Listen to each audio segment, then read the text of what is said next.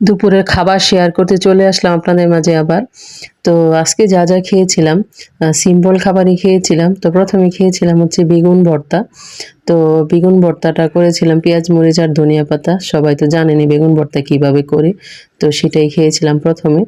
তো আমার প্রায় ভিডিওতেই আপনার ভর্তা থাকে। তো আমার ঘরের ফ্যামিলির অনেকে আবার ভর্তা খেতে পছন্দ করে। আমি নিজেও পছন্দ করি। তাই সব আইটেমের সাথে মাঝে, মাঝে ভর্তাও রাখি। তো দ্বিতীয়বার খেয়েছিলাম হচ্ছে লাউয়ের খোসা ভাজি। তো এই লাউয়ের খোসাটা মূলত সিম, আলু আর লাউয়ের খোসা একসাথে দিয়ে ভাজি করেছিলাম। তো এটাও মোটামুটি খেতে ভালোই লাগছিল।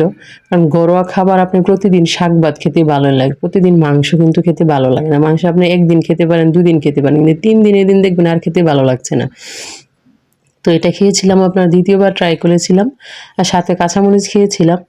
তো ৩য় বার খেয়েছিলাম হচ্ছে বেগুন, আলু আর টমেটো দিয়ে একসাথে একটা টক রান্না করেছিলাম। সাথে মাছ দিয়ে ঝোল করেছিলাম টমেটো দিয়ে।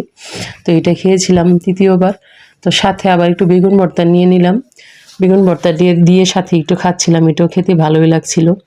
আর খাবারটা ছিল একদম গরম, গরম। কারণ শীতের দিনের খাবার গরম, গরম না হলে ভালো লাগে না। তো আলহামদুলিল্লাহ